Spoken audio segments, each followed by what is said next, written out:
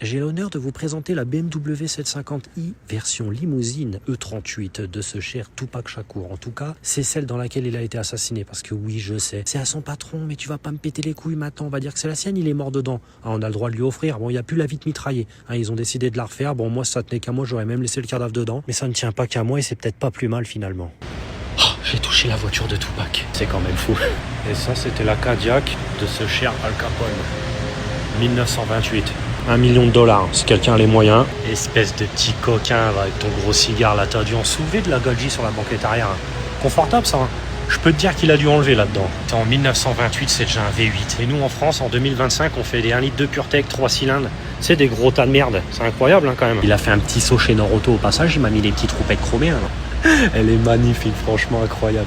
Je kiffe à mort. J'ai qu'une envie, c'est de la démarrer. Putain, d'aller faire une petite balade dans Las Vegas avec là. Et là, t'inquiète pas, t'en choix peu de la minette avec ça, je te le garantis. Au passage, on a un petit Land Rover Defender aussi sympathique. Hein. Un 110, c'est un modèle long. Petite galerie pour aller dans le désert. Et pour pouvoir se pavaner en toute sécurité et doubler tranquillement, un petit 6 litres de V8 de Corvette LS. Tu vois, comme ça au moins, t'es tranquille. Petit échappement discret d'origine, un petit flûte à champagne comme ça, là, regarde, putain, c'est hyper propre. Ils sont vraiment trop forts ces Américains. Oh, j'avais exactement la même. Je l'ai acheté à Barcelone. Bon, c'était pas la même motorisation.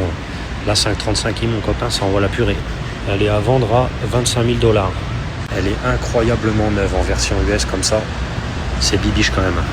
Ah, c'est exceptionnel. Bon, ça aussi, c'est exceptionnel, on va pas se mentir.